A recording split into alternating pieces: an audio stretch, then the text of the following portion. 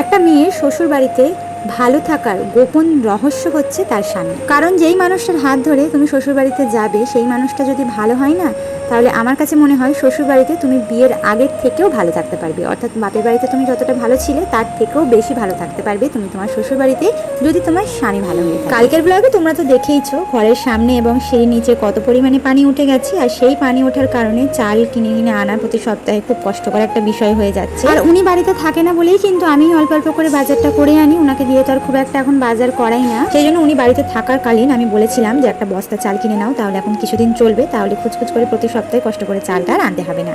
তাই এখানে এক বস্তা চাল কিনে নেওয়া হয়েছে, তো সেই চালটাই আমি এখন ঢালছি। ওনাকে বললাম খুলে দিতে, তো ওনার দ্বারা তো হলো না, লাস্টে আমাকে নিজেকেই খুলতে হলো।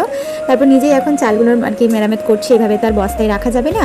তো দেখা যাক বালতি তারপরে হাঁড়ি যেখানে পারছে সেভাবে আর কি গুছিয়ে এটাকে রেখে দেবো। লিপি খান আইডি থেকে এক দিদিভাই কমেন্ট করেছিলে যে সিঁড়ির গোড়ায় পানি কিভাবে আসে। তো সত্যি গো, আমরাও প্রথম ভেবেছিলাম যে পানিটা কিভাবে আসে, আর পানিটা কিন্তু আমার বিয়ের পরের বছর থেকেই উঠছে, মানে আমার বিয়ের আগে আসলে সিঁড়ির নিচেটা অনেকটা ডাউন, আর সেই সাথে চারিদিকে না একটু ফাটা ফাটা আছে, মানে ওই যে কর্নারগুলো আছে সেই কর্নার দিয়ে না চুয়ে চুয়ে পানিটা ওঠে।